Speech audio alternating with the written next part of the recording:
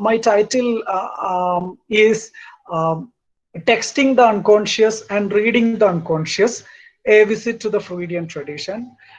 You have, I think, some typographical error occurred in your brochure also. I saw that one. Texting the unconscious, reading not the conscious, reading the unconscious. A visit to the Freudian tradition. I know that this task is, I think, would be a very hefty task on me to make the presentation today because of the nature of the audience itself.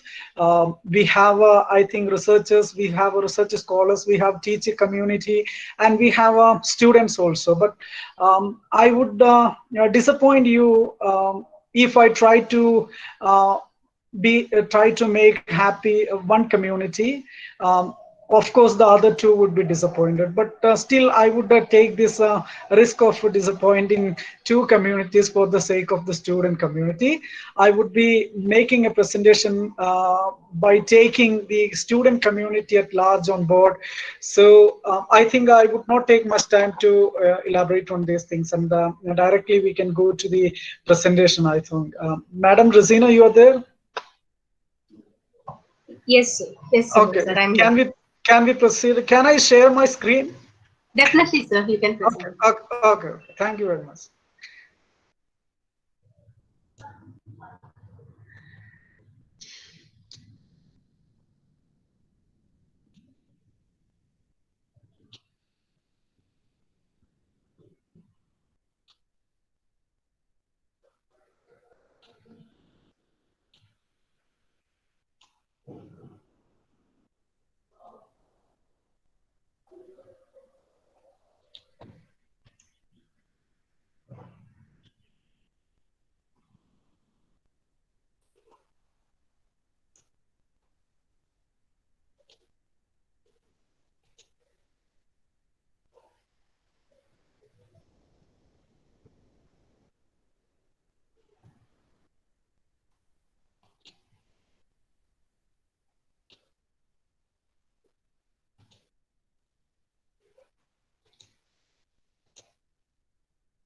Okay.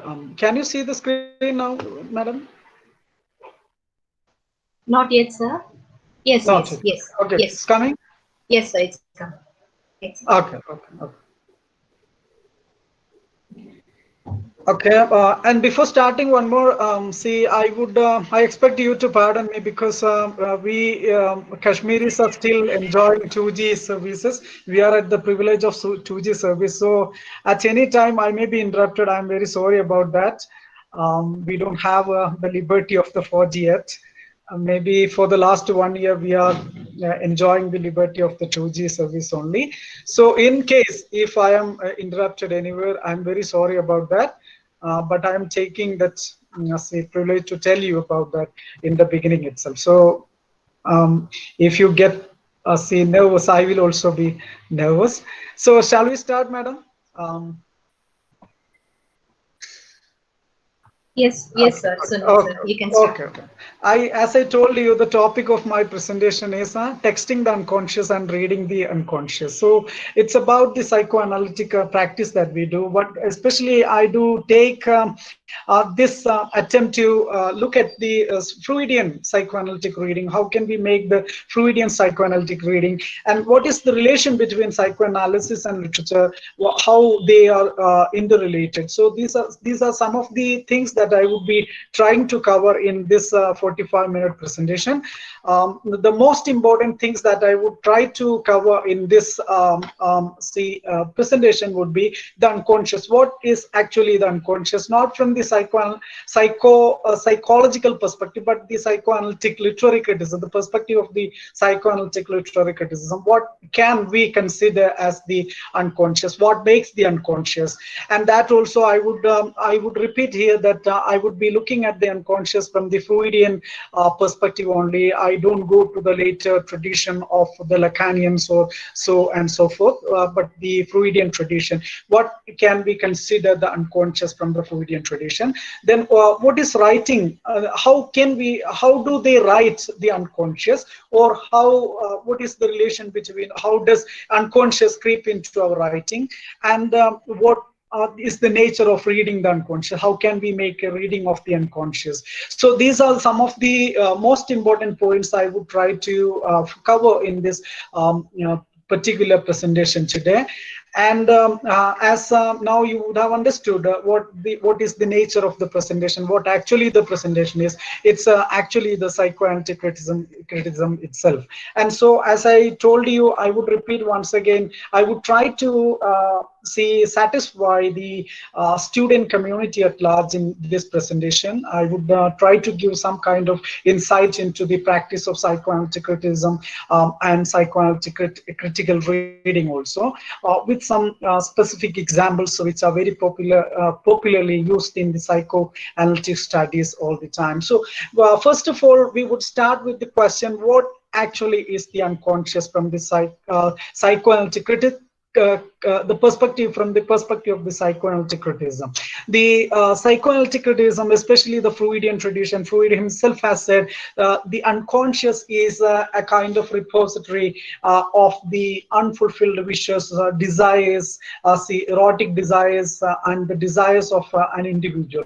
A lot of material. What are those material which we cannot fulfill in the reality? We normally suppress them into the lower part of the mind, which he named as the unconscious. So the unconscious from the Freudian perspective is consisted of a lot of repressed material. This process in which we try to suppress our unfulfilled desires, feelings, emotions, angers, anxieties, all these things, we suppress. That suppression, the process of that suppression is called the repression. So unconscious from the Freudian tradition or the Freudian studies, unconscious is made up of those repressed materials like our unfulfilled desires, dreams, our wishes, our anxieties, and so on and so forth. So the unconscious is always a zone of tension, a great tension. It's an area of conflict. So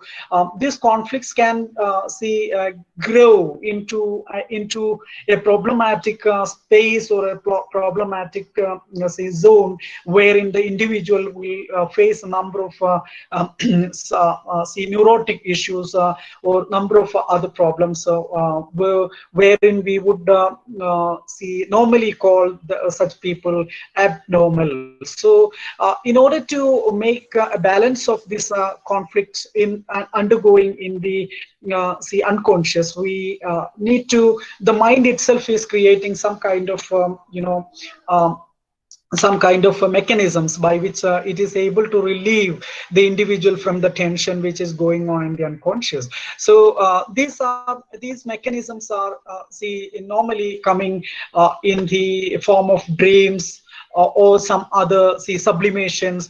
We do the mind itself makes some kind of mechanisms to relieve the individual from the tension of tension that is going on in the unconscious. And that tension, as I said, the tension is created because of the kind of repression we make into the unconscious part of the mind. So the unconscious is creating that kind of tension. But this materials that we repress into the unconscious, they may come again and again to the conscious level, but in different ways, as I told you, in the form of dreams or so and so forth. So we would be looking at how the how literary works are related to this unconscious. How do literary works really represent the unconscious in the text.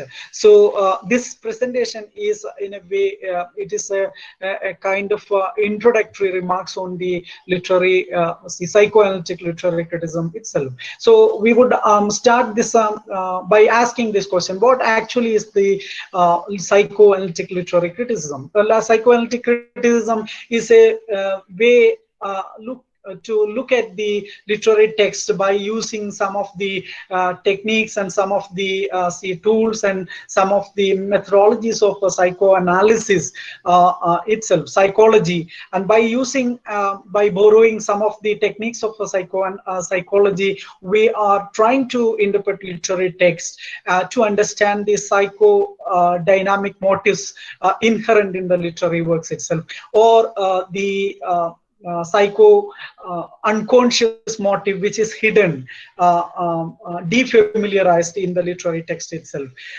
So we can look at the text from different perspectives. We can try to understand the author's psycho unconscious motives in the text, or the character's unconscious motives in the text. We can look at these two important and prominent ways. We can look at the literary work from the psychoanalytic critical perspective. So what actually psychoanalytic criticism?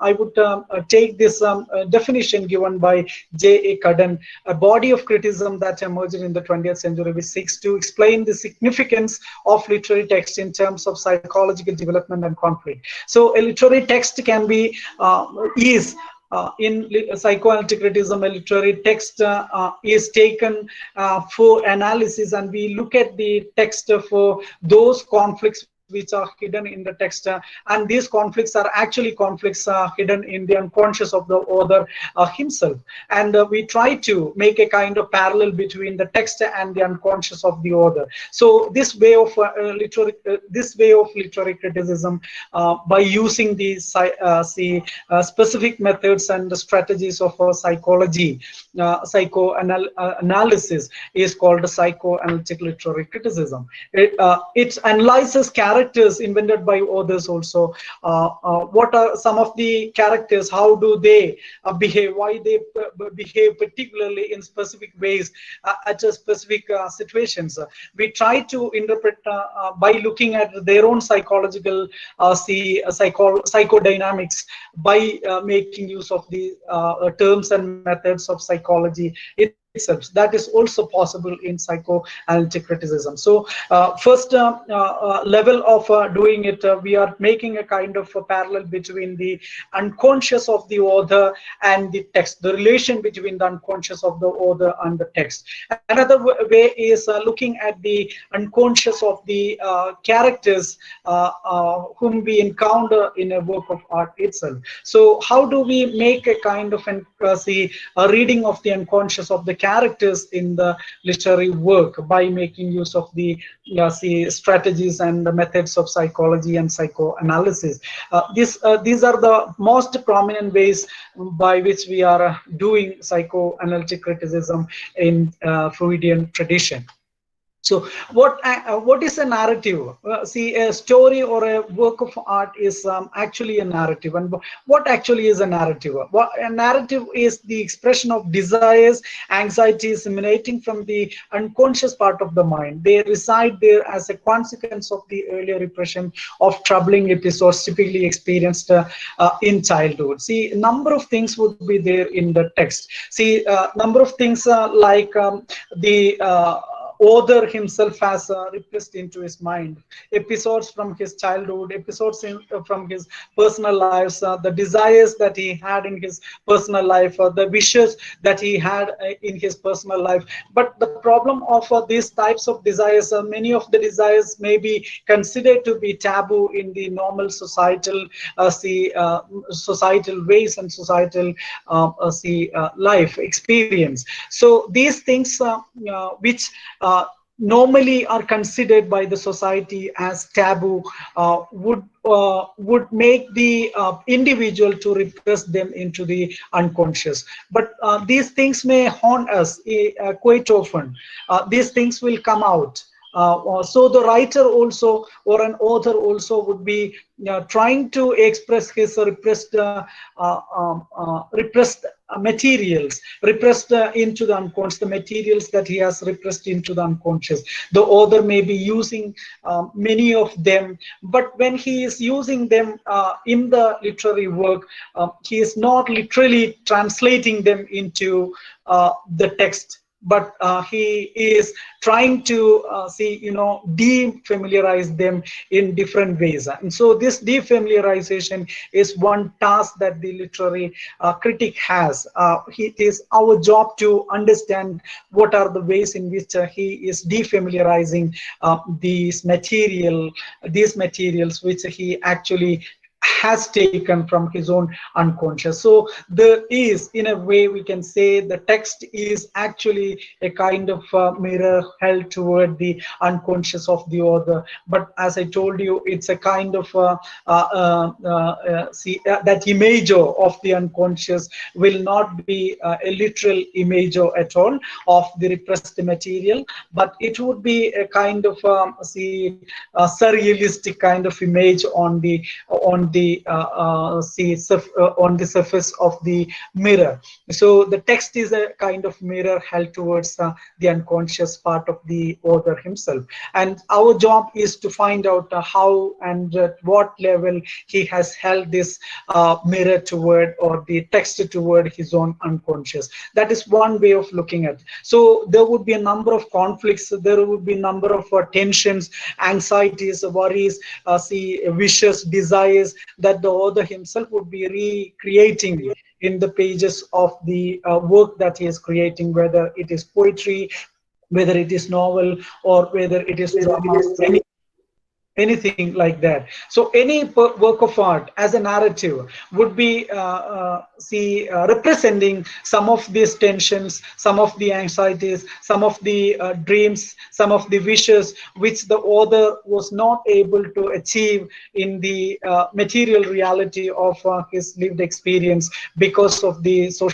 question of the social acceptance. So the society has already taken a huge list of things that it can accept, and a huge list of things that it cannot accept. So those unacceptable things would go into the into the unconscious through the process of repression, and this repressed material may come out once again in the form of literary works, or in the pages of literature also. And we use psychoanalytic criticism to understand and to navigate and investigate these repressed materials from the pages of a particular author. So this is the first level of psychoanalytic criticism. That is how we do this particular mode of criticism in psychoanalytic tradition. So as I told you, a work is actually a mirror held toward the unconscious of the author. So as the unconscious of the author, there would be number of instances of the tension, number of instances of the conflicts, number of instances of the repression, or the pain, or the anxieties, dreams, wishes that the author himself faces and encounters in his personal life. These things would emerge into the pages, or emerge into what he writes. But as I told you, I repeat once again, when the author actually tries to recreate this tension, he is not recreating, or she is not recreating these things literally in the same episodes, but he is doing a kind of camouflaging these experiences or these tensions in the pages of his work of art. So the first that is actually psychoanalytic criticism, and that is what we do in psychoanalytic criticism. Now, how can we do this or how can we understand this kind of make a reading of this kind of by using this type of a method, which we call psychoanalytic. Every literature is fundamentally intertwined with the psyche, like a dream is. So as I told you, this the repressed material would come out into the consciousness in the form of dreams. So same is the case with, so the first way of looking at a literary work is to to make a kind of synthesis between the dream and the work of art, or we can say a work of art is like a dream itself. So in order to understand what actually a dream, we need to understand the structure of a dream, and if we understand the structure of a dream, it's very easy to understand the structure of a text as a dream as well. Then it would make it clear that how much what material and how much and what is the degree in which these repressed materials have been buried in the pages of literary work by the writer. So the first way of making this reading is considering the work as a dream itself. And another way of looking at the work of art is considering the work as a fantasy. It's a kind of daydreaming, and Freud himself writes in creative writers and daydreaming. The creative artist, like the child, engages in a kind of play, fashioning a world of fantasy where, as in a dream, his wishes are obliquely fulfilled. So next thing is a work is considered as a fantasy. First one, work is considered as a dream. Second one, the work is considered as a fantasy. And another one, a way of looking at a work is a work of art is above all a kind of sublimation. And we will look at all these 3 points see specifically in the coming part of the presentation. The unconscious is or was a location of wishes, various wishes of various kinds that could not be consciously fulfilled. That's what we have been telling.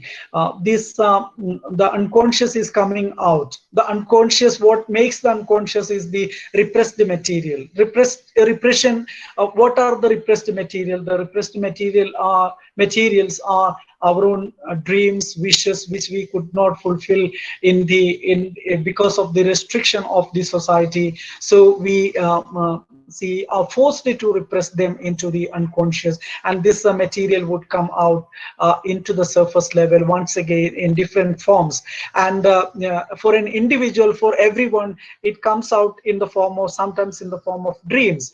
And for a writer, he is also making a kind of dream by writing, or he is making a kind of fantasy, and in the space of that fantasy he creates a work of art. So we can say that the work of art is actually a product or an outcome of the fantasy created by the writer. So that a fantasy has its own advantage. We will be looking at it. These wishes of various kinds make its way to consciousness in dreams and finds a kind of symbolic fulfillment. So this dream that every individual has or will have, these dreams are not actually dreams achieved. They are actually a symbolic fulfillment of the dreams. So a work of art is also a kind of a symbolic fulfillment of the author's wishes or author's desires, which he actually wanted to achieve in his life, and unfortunately he could not because of the restriction, maybe because of the social restrictions. So a dream is not an intention represented as having been carried out, but a wish represented as having been fulfilled. See, how do we actually how do we actually dream, or how do our repressed material come in the form of dream? I would cite one example. Mr. Maud Ellman is sharing in one of his books, he is sharing one of his dreams, and the dream goes like this. I think it is here. One day, Mr. Ellman had a dream. The dream was this: that Mr. Ellman found himself alone on a desert, see, and there was no human being around him. But all on a sudden, he was surrounded by a huge flock of puffins, penguins, and pelicans, three different birds. And see, he could not understand what it was. But when he woke up from his sleep, the dream still continued to haunt him for a long time. So days and days he was still under the spell of this dream. And so he had to consult one of his friends who is a psychiatrist, and he shared the psychoanalyst. He shared this dream with that psychoanalyst, and the psychoanalyst, he took this dream seriously, and he made a study of the dream. Then he spoke to Mr. Maud Ellman, and he told the psychoanalyst told Mr. Maud Ellman that these three birds are actually three very leading publishers in London, UK. So these publishers in London actually are a kind of throwing light into, these birds are actually throwing light into a repressed desire of Mr. Ellman himself. And the repressed material is that Mr. Ellman wanted to buy some classic books because of some financial trouble or so. He could not make that purchase. So he, for the time being, he repressed this desire of buying the books into his unconscious. So that wish is still there in the unconscious, and it came out in the form of a dream. So what happens in this dream is, this is the dream that, as explained by the psychoanalyst friend of Mr. Maud Ellman. But what actually can be found in this dream is, this is not literally the wish of Mr. Ellman to buy the books, but that wish is actually has come out in some other forms. So there is a kind of defamiliarization happened about his dream. So this is what we call condensation and displacement in dream analysis. And this is specifically true with literature as well. So in this dream, the real material of the wish is condensed into, and it is displaced into. Displacement here, instead of buying books or the books, they have taken the shape of some birds which actually have some relation with the bookseller. And in condensation, all this the books that he wanted to buy, everything is condensed into one image, one symbol image, the image of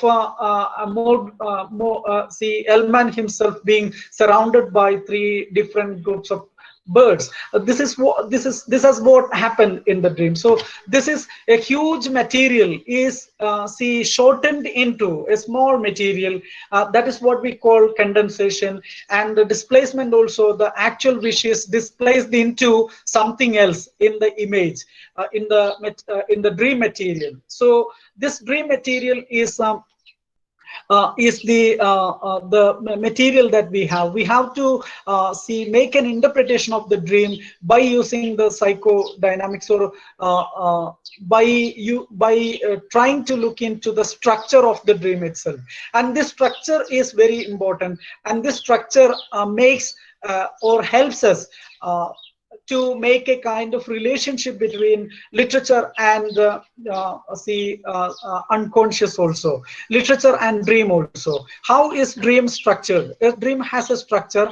Dream is not the literal representation of any unfulfilled wish or desire. A dream is a condensed or a kind of displaced kind of material, or a representation of the real wish that the person had. Same is the case with a literary work also. A work of art is considered to be a dream in the sense that the structure of the dream and the structure of the work, structure of the dream and structure of the work of art, they are both alike, same. the structure of the dream, it is a condensed material. It is a kind of a displacement as well. So a work of art is also a kind of displacement of the actual wish that the writer wants to achieve in his life, but unfortunately, or some restrictions, social restrictions, is not able to achieve them in the reality of his own lived experience. So he translates that into the literary work, so that literary work will in a way or other contain these unconscious materials in a work of art. And psychoanalytic criticism is a way into navigate into that repressed material which is expressed in a work of art. That is one way. So we can do one thing. We can look at the work of art and take the work of art as a displaced material or a condensed material of the unfulfilled dreams of the writer.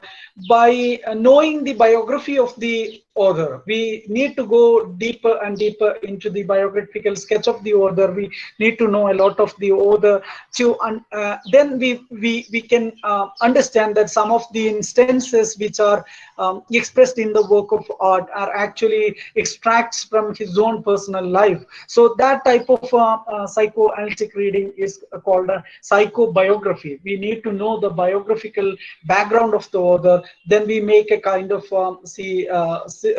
resemblance between the text, so some of the instances in the text and some of the instances from the author's life as well. So there would be some kind of relations, but still we need to keep in mind that these things taken from the personal experience of the author are not expressed literally in the text, but they are highly defamiliarized. And the two ways of defamiliarization in a dream is condensation and displacement. And same is the case with the literary work also. A literary person, an author also is making some kind of condensation and displacement in the work of art. So instead of writing, or instead of using the actual names and names of people or names of actual people in the novel, the author would be using some different names.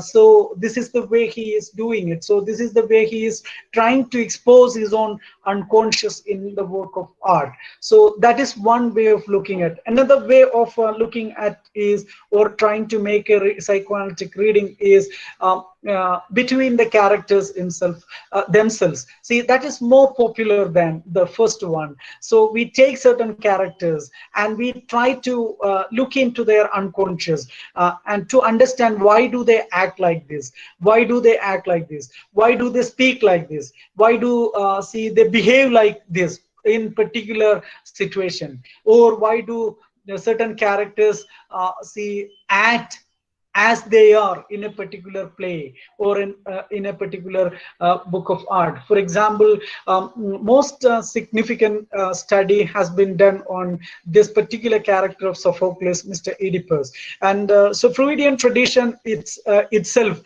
disagrees on many things, or we can find a conglomeration of studies on the particular character called Mr. Oedipus. Freud would say Mr. Oedipus is actually behaving the way he is behaving in the play because of his Oedipus complex, that he has a kind of unconscious love for his mother. He wants to possess his mother. That's what happens, and that is the cause of the tragedy as well. But the later tradition of psychoanalytic criticism by the Freudians themselves, we find more convincing readings than this, that Mr. Oedipus is not behaving like that, not because of this particular complex called Oedipus complex alone, or it is not the real cause of his tragedy, but the conflict that he has in his mind, a kind of that comes out of a kind of inferiority complex, because he is by birth or not by birth actually, he is a kind of inflicted with a kind of deformity after his birth, by his parents thinking that he should die, so it did not happen. So that gives him some kind of deformity, and this deformity really makes him a kind of other in the society, and from the childhood onwards he suffers from this kind of a complex, inferiority complex, and he thinks that this inferiority complex can be overcome by attaining power, and that attaining power is more in Greek culture and civilization is more political, I think, or we can say it is that power is more suggests more of a kind of political power. So Mr. Oedipus himself understood as a little child, by attaining political power only, he can elevate himself from the position of the other. He can elevate himself into the superior. So this attempt of Mr. Oedipus leads him to the situation where he finds himself in the drama. So this is how later tradition of psychoanalytic critics make the same kind of reading. So this gives us a vistas of ways in which we can look at the characters, look at the incidents, look at the dialogues or the speeches of particular characters, everything from a work of art. So my point was, first way of looking at literary psychoanalytic literary criticism is keeping the author at the center, and another one is second one is keeping the characters at the center, looking at the characters and how do they act and how do they behave, why do they act in a particular way, why do they behave in that particular way and in that particular situation. See, same is the case with Mr. Hamlet also.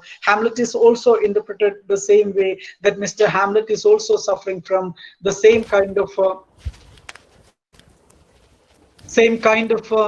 conflict, emerging out of his Oedipus complex. He has this love for his mother and he wanted to possess. But Ernest Jones makes a very good contribution, a step ahead of Mr. Freud himself, by looking at the character of Mr. Hamlet. He is making this reading that Mr. Hamlet is, of course, he has this longing for his mother, but at the same time he is happy about the killing of the father also, because as a child he himself wanted to eliminate the father from the scene. But on the other hand, he did not like Mr. Claudius, his uncle, to marry his mother. So he wants to eliminate Claudius also, because Claudius has now taken the position of his father. So he wants to eliminate the father from the scene. But at the same time, he has this prick of conscience that if he... Hello?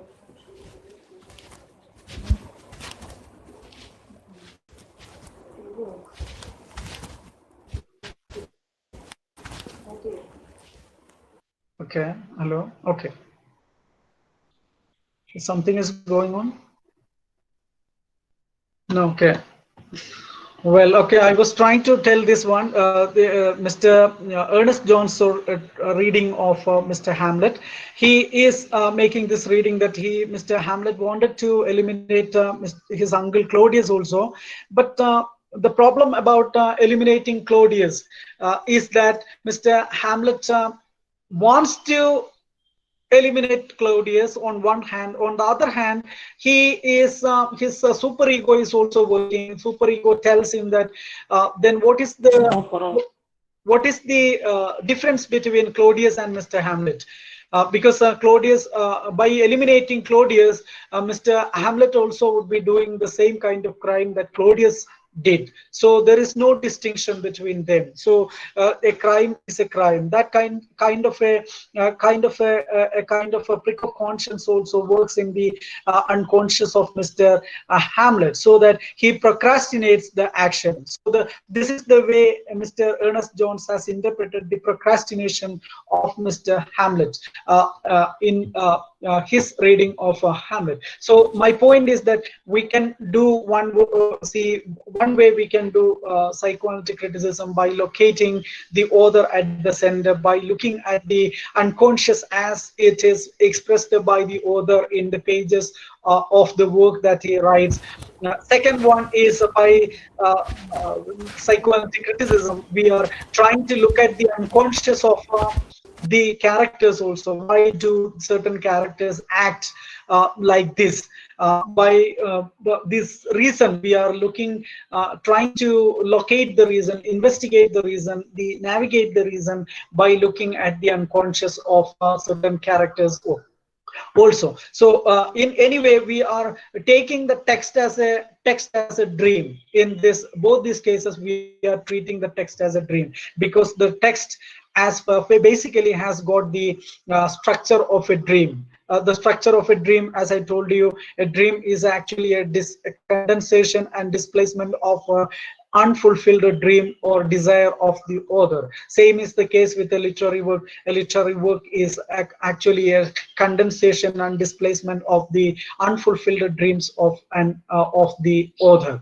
So this is what. See, this picture of Mona Lisa, Mr. Freud has made a very interesting study of the smile of Mona Lisa by looking at the by taking the painter at the center. He is trying to look at the unconscious motive of the painting, unconscious of the artist, and from what was hidden in the unconscious of the artist as he was painting this making this particular painting. And he is of the opinion that the smile is mysterious because there are two things in the smile. One, the artist was fascinated by the smile of his own mother when the artist was a child. And so his mother, when artist was a child, when the child artist was still in the lap of the mother would be very happy, and the mother would be expressing a kind of a smile out of happiness, and that smile was something sublime, and that sublime smile is still there in the unconscious of the artist. Though it handed to his unconscious as he was a little child, but still it is there. And on the other hand, when he is painting this particular smile of his mother coming out of his own, coming out of happiness, at the same time, the artist knows that that smile is no more now, because the child has grown up. The artist has grown and he is an adult, he is a man now. So now anymore that smile which his mother used to give at the sight of the little child will never come again. So that kind of a pain also there in the artist's mind. So it becomes because of these two things, this conflict, longing for the smile on one hand, and on the other hand, the realization that that smile will never come again. So there is a kind of a tension, and it is out of this tension the painting gets a kind of mysterious kind of smile. That's how Mr. Freud makes this kind of reading of this smile on the face of Mona Lisa. So this is a way of doing. So for that, we need to look into the biography of the artist as well. That is how he did it. So we here, as I repeat, here also we actually do one thing. We are treating the text as a kind of a dream. So a dream in the sense that it is structured like a dream. A text as dream in terms of the structure. See, as a dream, the text has familiar wishes and desires distorted and defamiliarized, and especially in the text, these things are, or the familiar wishes, or see, anxieties, wishes, desires, these things are defamiliarized, linguistically defamiliarized in a work of art. So a work of art or a text is equal to a dream in this way. So in terms of structure, the structural elements, two important structural elements are condensation and displacement.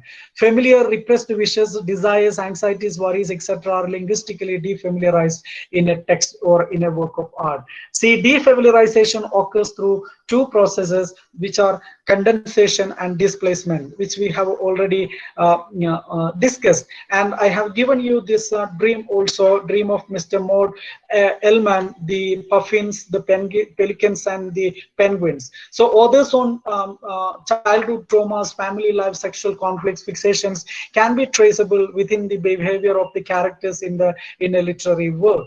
That is also possible. That's what we always say about the character of Hamlet. Hamlet is actually coming out of or representing some of the conflicts of the author, Mr. Shakespeare himself, especially his Shakespeare's own affiliation, or his affection for his mother, and some kind of distancing from his father is expressed in the play Hamlet.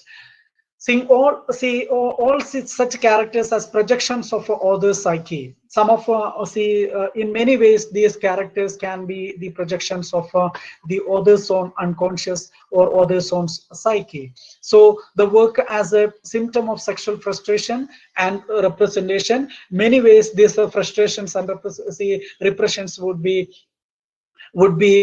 materialized in the pages of a work of art that comes from a particular author. So we use these techniques of psychology to look into and navigate into those aspects or repressions and frustrations that actually the author himself experiences in his personal life.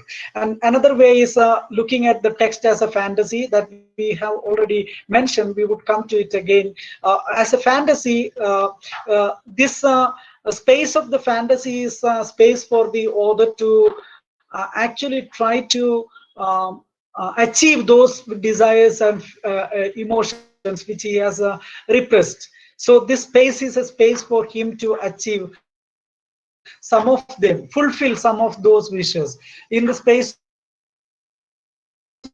of this fantasy, he creates a fantasy, and this fantasy he can achieve some of his wishes which he cannot otherwise achieve. So that fantasy is also a kind of wish fulfillment for the author.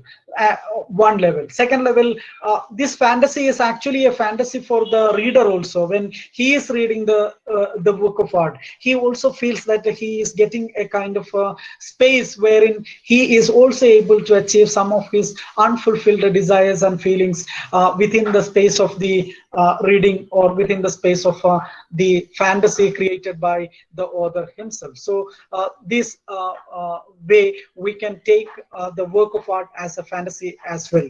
Another most important point about the work of art is a work of art can be considered as a matter of sublimation. Sublimation is actually a process in which we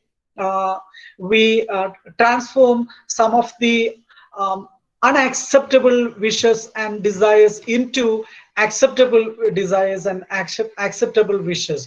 For example, Lacanian Jacques Lacan is sharing one of the cases that he had, in which he finds a doctor, and that a little child, a young child, was taken to Mr. Lacan, and the child was having this tendency to cut the tail of the dogs, stray dogs. He would go to the street and he would catch the dogs by giving some biscuits or something, and he would cut the tail of the dogs, and it continued. So it was not at all acceptable for the society. So his parents took him to Mr. Lacan, and he was under the study of Mr. Lacan. But later, what happened was this little child, he sublimated his tendency to do this type of violence to animals into something acceptable in the society, and that's acceptability he could attain by becoming a doctor when he grew up. So when he grew up, he actually took his taste for cutting the tail, and he sublimated that into something acceptable, and that by that acceptable thing could be established by becoming a doctor. So he becomes a surgeon, and he is still doing that kind of a violence, but in an acceptable way. So this is what is called a sublimation. So we can also consider the work of art as a sublimation. Many of the unfulfilled wishes, taboos that we have repressed into our unconscious is represented in a sublimated way. So our aim in psychoanalytic criticism is to understand what is the level of sublimation that the author has or author was able to achieve by creating this work. And we are actually unraveling the sublimation process itself in the process of writing a particular work of art. That is another way of looking at. So I have looked at a text as a dream, text as a fantasy, and the third important point is text as a sublimation, a product of sublimation.